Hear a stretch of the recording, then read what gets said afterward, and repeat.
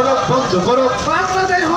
Islamic শক্তির দ্বারা হিন্দু মন্দির ভাঙা বন্ধ করো বন্ধ করো বন্ধ করো বাংলাদেশ ইসলামিক শক্তির দ্বারা হিন্দু মন্দির ভাঙা বন্ধ করো